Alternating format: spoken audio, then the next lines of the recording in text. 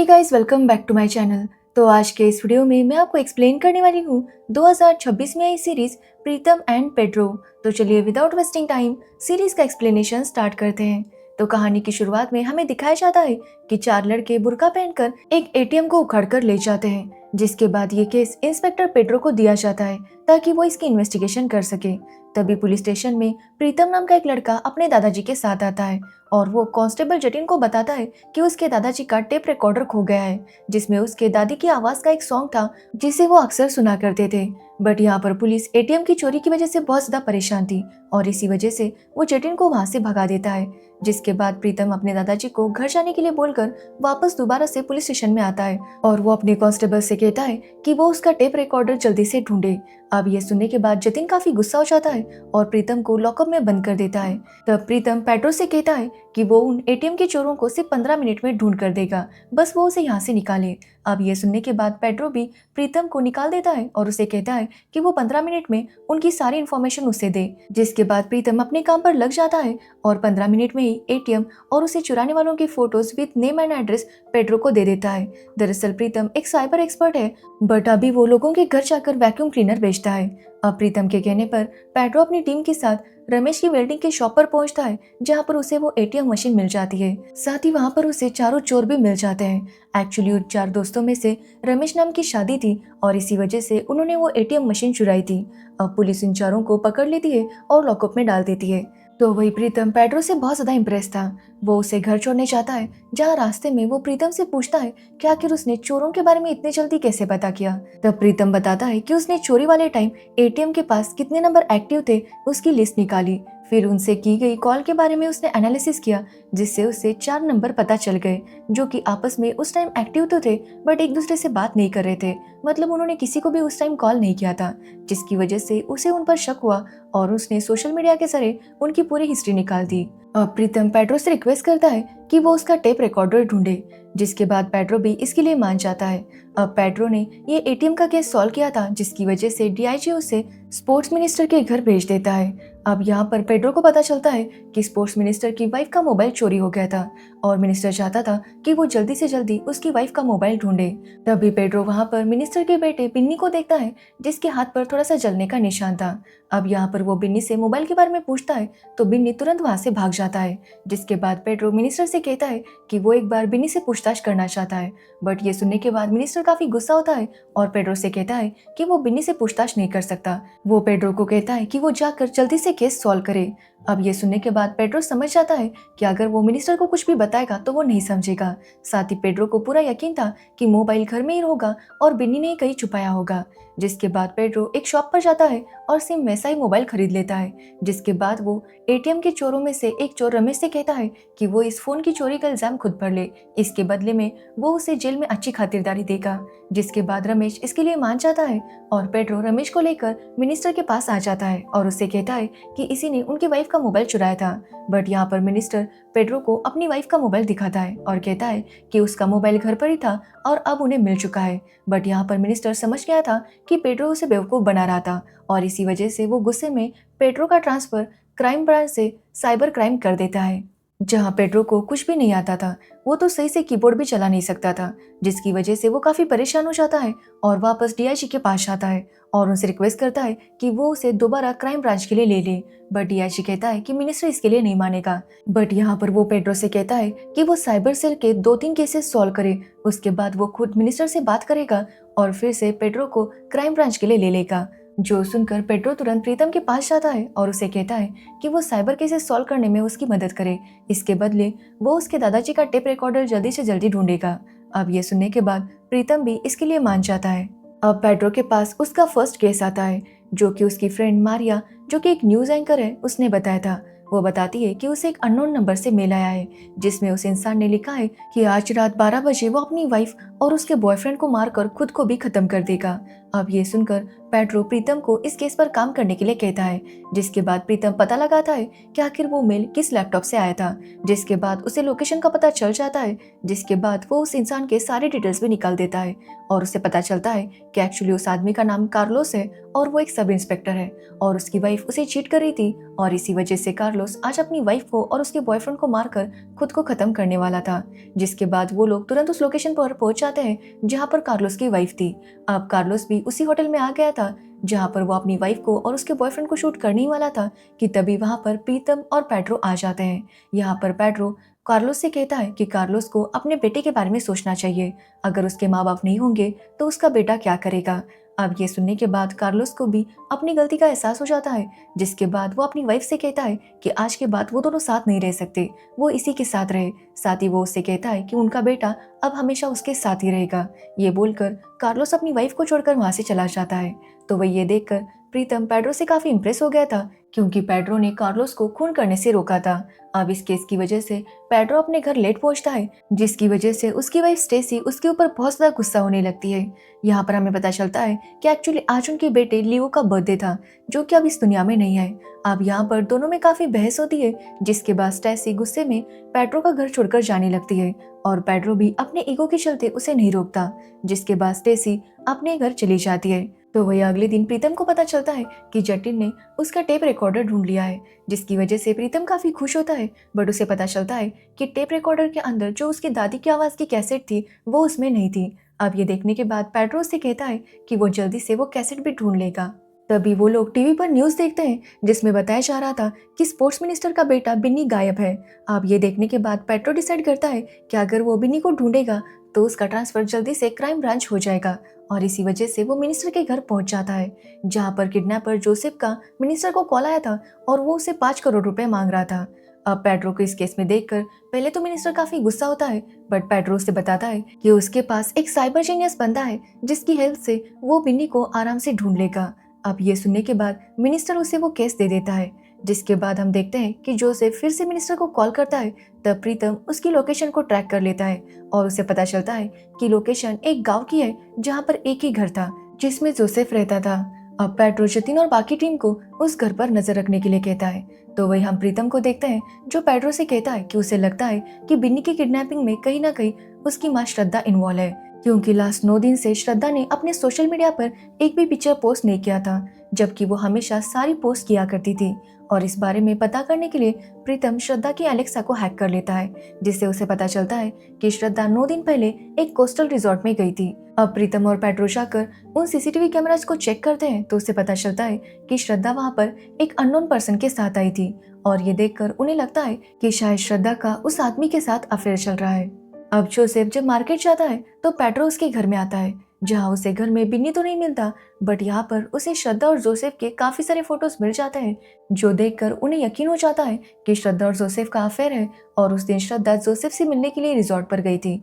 अब पेड्रो जाकर सीधा इस बारे में श्रद्धा से बात करता है तो श्रद्धा उसे बताती है कि एक्चुअली जोसेफ उसकी शादी के पहले का बॉयफ्रेंड है, बट अब इतने सालों बाद उसने श्रद्धा को कुछ फोटोज भेजे और उसे ब्लैकमेल करने लगा और इसी की वजह से श्रद्धा उसे उस रिजॉर्ट में मिलने गई थी, जहां पर जोसेफ ने उससे 5 करोड़ रुपए मांगे।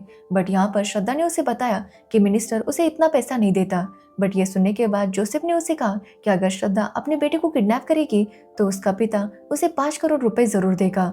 बट श्रद्धा ये सुनकर गुस्सा हो जाती है और वहां से चली आई थी। जिसके बाद हम देखते हैं साइबर एक्सपर्ट मार्टिन को, जो कि लोगों के ईमेल्स को हैक करके उन्हें दूसरे लोगों को बेचकर पैसे कमाता था और इसी ने जोसेफ के कहने पर बिनी को किडनैप किया था। यानी कि किडनैपर जोसेफ नहीं बल्कि मार्टिन था।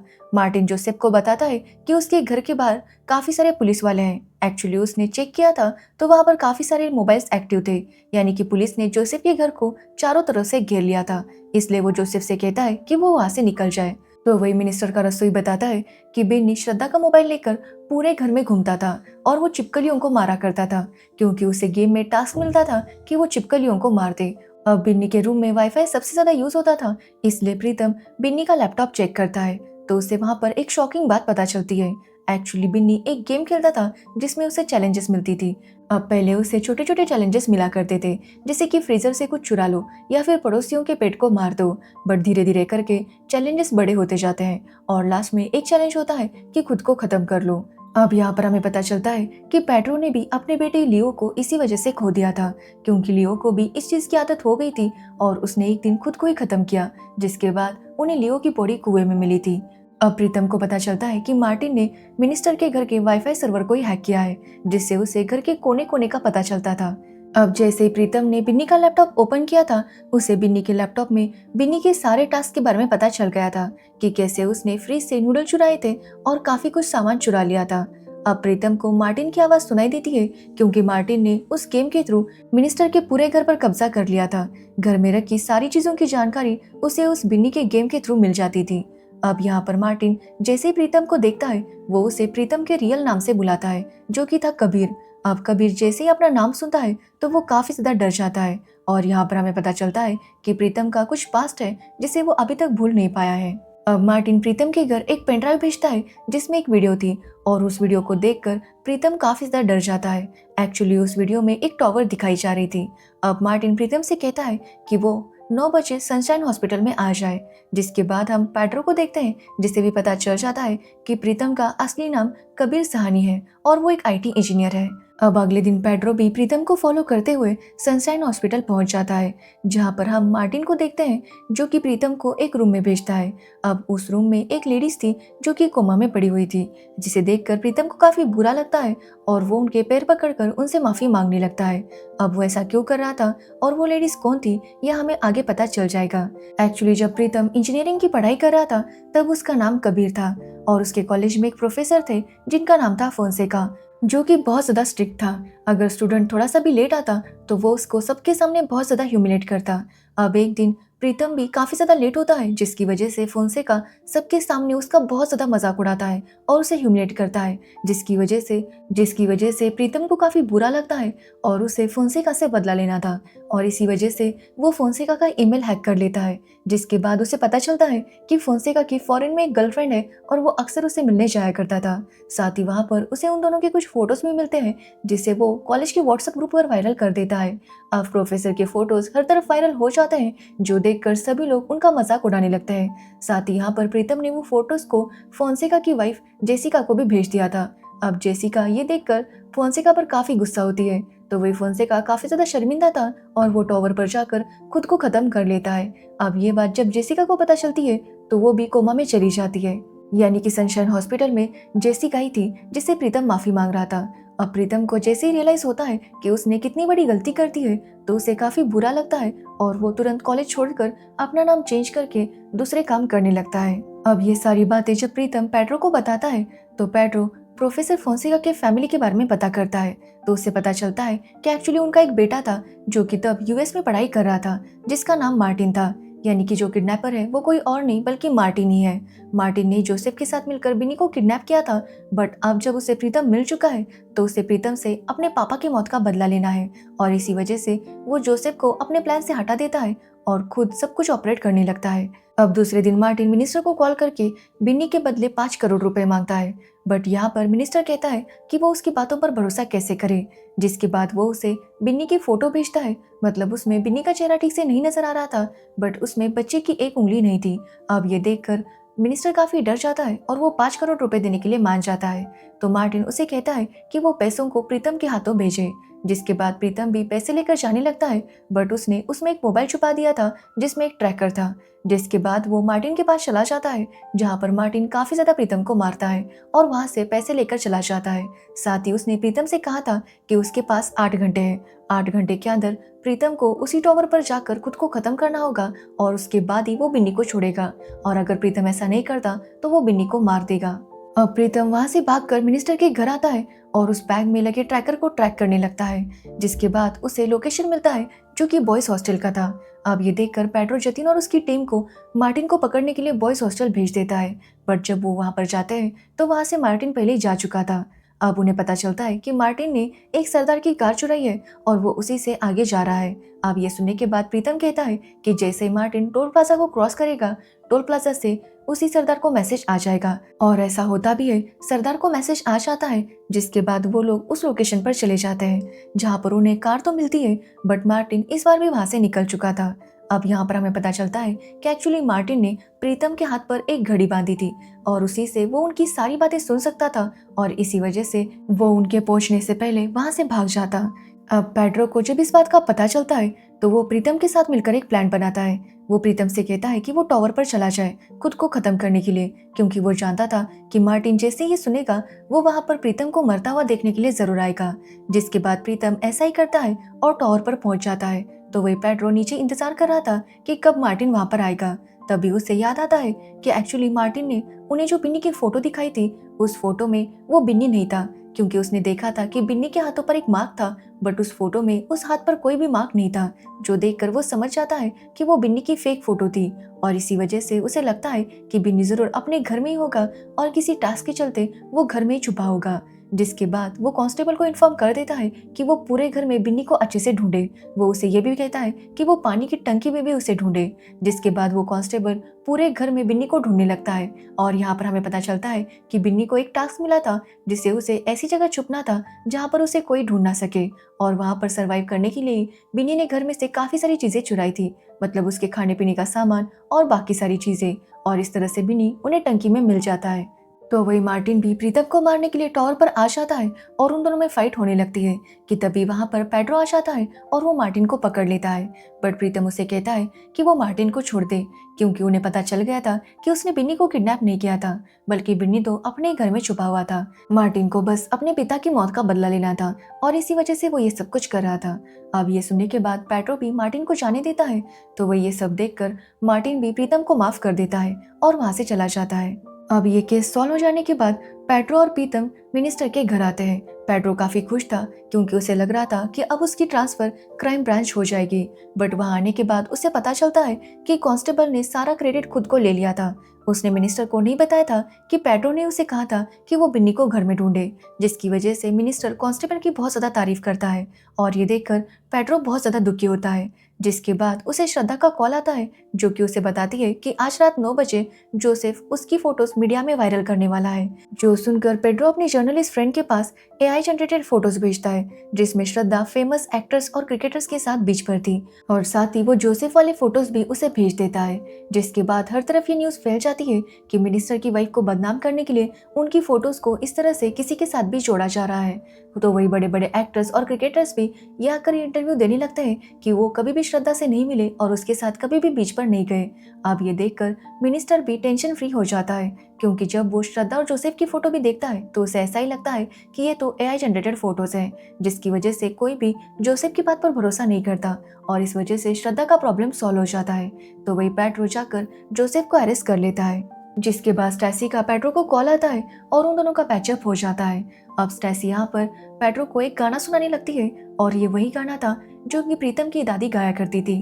अब यहाँ पर उन्हें पता चलता है कि एक्चुअली स्टैसी की टीचर कोई और नहीं बल्कि प्रीतम की दादी ही थी और स्टैसी बिल्कुल अपनी टीचर की तरह ही वो गाना गाती है, जो देखकर प्रीतम काफी खुश होता है और उस गाने को रिकॉर्ड करके अपने दादाजी को सुनाता है। अब उसके दादाजी जब वो गाना सुनते हैं तो वो बहुत ज्यादा खुश हो जाते हैं। तो वही मार्टिन भी सुधर जाता है और वो मिनिस्टर के सारे पैसे वापस लौटा देता है। जिसके बाद हम पेड्रो को देखते हैं जो अभी भी साइबर सेल में ही था।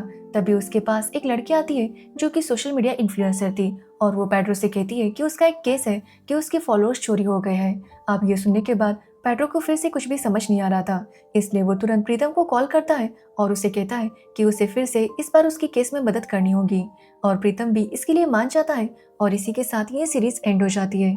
तो ये थी प्रीतम और पेड्रो सीरीज की स्टोरी। अगर आपको इस सीरीज की स्टोरी और मेरा एक्सप्लेनेशन पसंद आया हो तो वीडियो को लाइक कमेंट शेयर जरूर करना और मेरे चैनल को सब्सक्राइब करना बिल्कुल मत भूलना। Thanks for watching video.